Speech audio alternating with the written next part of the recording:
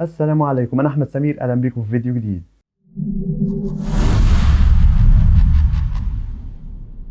النهارده هحلل عرض فرايدي نايت سماك داون، فخلينا نخش في العرض ونشوف ايه اللي حصل فيه. افتتح العرض بدخول رومان رينز ومعاه بول هيمن.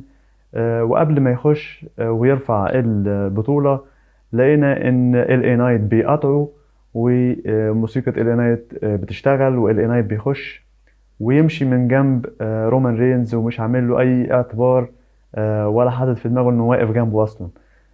ودخل الحلبة عشان يمضوا العقد بتاع مباراتهم في كراون جول. طبعا دخل بعدها رومان رينز وهو متضايق. كان واقف في الحلبة ساعتها نيك ألديس الجنرال مانجر أو المدير بتاع عرض سماك داون، وطبعا الترابيزة محطوطة وكرسيين محطوطين. فبول هيمن دخل علشان يحط الكرسي على راس الترابيزة، يعني عشان يبقى ذا هيد اوف ذا تيبل لرومان رينز، ويمسح الكرسي وكده. لكن ال اي نايت قعد هو مكان رومان رينز، فبرضه عمال بيستفز رومان رينز لحد ما رومان دخل وبرضه ايه قعد في الكرسي التاني. نيك ألدس قال احنا هنا عشان نوقع العقد بتاع المباراة. ال اي نايت قال له احنا عارفين هنا احنا موجودين ليه. العقد دوت مكتوب فيه ان رومان رينز هيسلمني البطولة بتاعته في كراون جول، وانا مستعد امضي على كده، وراح جاي ماضي العقد.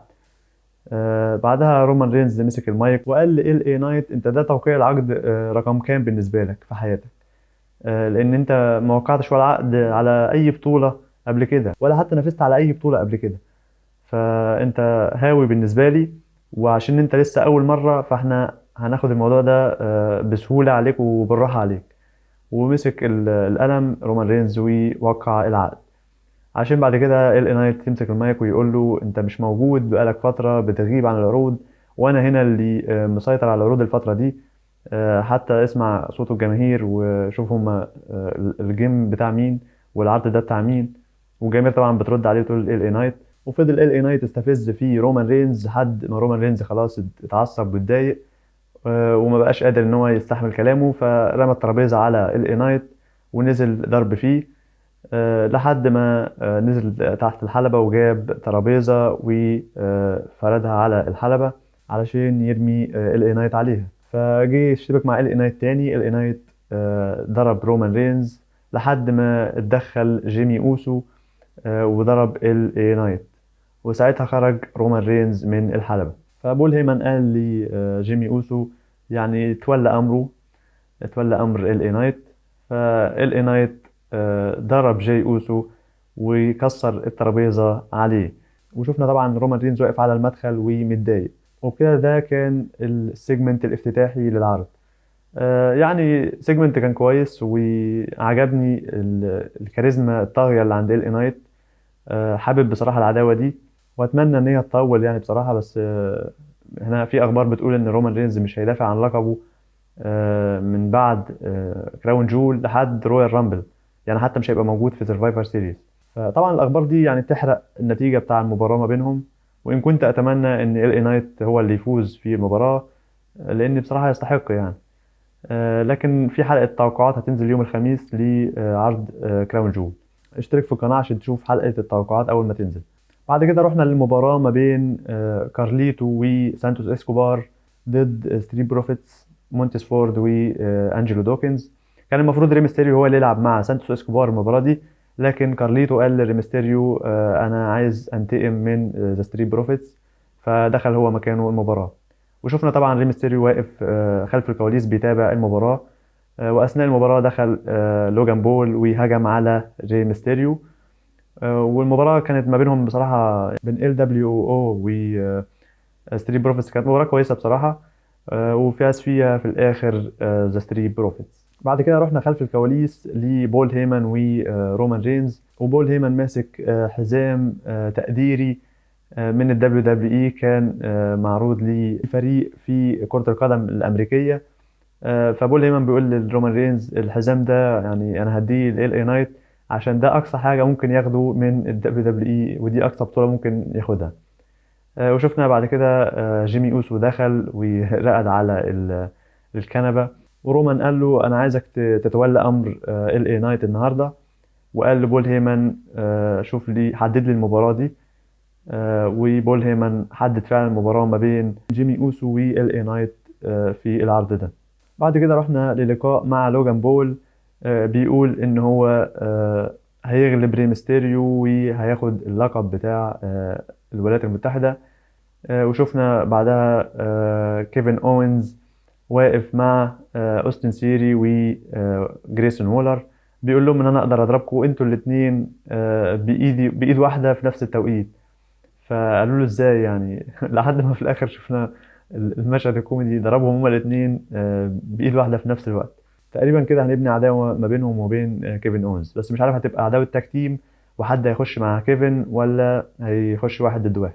بعد كده شفنا دراجون لي واقف بيعمل لقاء، ودخل عليه سيدريك الكسندر وقال له انت كويس بس عايزين نلعب مباراة مع بعض ونشوف مين الافضل ما بيننا. واتفقوا وهيعملوا مباراة في العرض.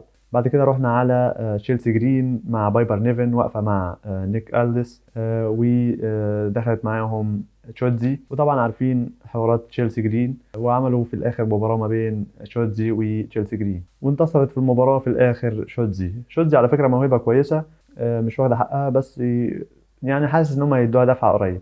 بعد كده دخل جون سينا يتكلم في الحلبة ويقول إن المباراة أخيرا اتحددت مباراة فردية ما بيني وبين سولو سيكوا في كراون جول، ودي أول مباراة فردية ليا من بعد راس المنيا 39، والمباراة ديت لازم أفوز فيها لأن مفيش بديل غير الفوز، لأني ما فزتش مباراة فردية من 2018 لحد ما شفنا بول هيمن بيقاطعه ويدخل ويقول له أنت عمال بتتكلم إن أنت لازم تفوز، بس أنت ناسي إن أنت هتلاعب البلاد لاين وسولو سيكوا.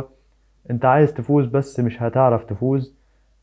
احنا عارفين تاريخك كويس، وانا اللي كنت من واحد من ضمن الناس اللي قدموك في الاول، وعارفين قد ايه انت ناجح، بس عندك حد معين ومش هتقدر تواصل بالمستوى اللي كنت بتقدمه قبل كده. لحد ما دخل سولو سيكوا وهجم على جون سينا وضربه وخرج هو وبول هيمن.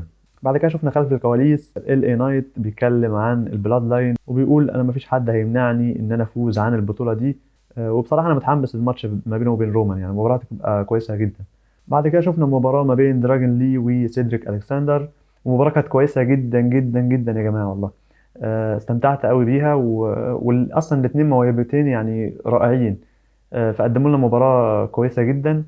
وفي الاخر انتصر دراجون لي وسلموا على بعض في الاخر، وسيدريك الكسندر رفع ايد دراجون لي، فعجبتني بصراحه المباراه دي. بعد كده دخلت بيانكا بالير وقالت ان انا اتعرضت الاسبوع اللي فات لضرب من ظهري من فريق دامج كنترول، وغير كده ان ايو سكاي صرفت الحقيبه عليا وخدت مني البطوله. لكن قالت ان تحدد مباراة في كراون جول ما بين بيانكا بالير وايو سكاي على لقب ال WWE Women's Championship، وقالت ان هي هتستعيد لقبها اللي خسرته، وبتحدد الاسبوع الجاي في سماك داون مباراة ما بين بيانكا بالير وبايلي. بعد كده دخل جيمي اوسو عشان يلعب مباراة مع ال اي نايت، وكانت مباراة كويسة جدا بصراحة. وفاز في الآخر ال اي نايت علشان هو بيحتفل رومان رينز يدخل ويحاول يعمل سبير على ال اي نايت، لكن ال اي نايت يتفادى السبير ويعمل الفينش بتاعه على رومان رينز، ويقف في الحلبة ورومان رينز واقع، وينتهي العرض على ان رومان رينز واقع على الارض وال اي نايت هو اللي واقف في الحلبة وبيقول له ان مش هسيب البطولة دي الا لما اخدها. فكان عرض كويس، اي نعم ما فيهوش حاجات كتير، لكن استمتعت بصراحة بالقصة وقصة ال اي نايت ورومان رينز بصراحة عجباني جدا. ده غير المباراة الرائعة بين سيدريك الكسندر ودراجون لي، فكان عرض كويس بصراحة عجبني. اي نعم في احسن من كده، لكن على قد العرض يعني بنى حاجات كتير للعرض اللي جاي. يعني عرفنا ان جون سينا هيلاعب سولو سيكوا على كراون جول، عرفنا ان بيانكا باليرا هتلاعب اي سكاي في كراون جول، بنينا العداوه بين ال اي نايت ورومان رينز ومضوا العقد. يعني حصل حاجات كويسه فعجبني العرض بصراحه. انا مش من محبي التقييم الرقمي، يعني مش بحب ادي تقييم للعروض، لكن لو يعني هنقول من 10 هديله 7 من 10. وبس ده كان تحليلي لعرض سماك داون. قولوا لي ايه اللي عجبكم في العرض في التعليقات، وتوقعاتكم ايه اللي هيحصل في كراون جول وعرض سماك داون القادم. لو عجبك الفيديو اعمل لايك، لو مش مشترك في القناة اشترك، عشان عايزين نوصل 1000 مشترك يا جماعة. شيروا الفيديو ده وعرفوا الناس على القناة، وعايزين الناس تشترك عشان نوصل 1000 مشترك في أسرع وقت. وده كان كل اللي عندي الفيديو النهاردة. كان معاكم أحمد سمير، أشوفكم إن شاء الله في فيديو جديد. سلام.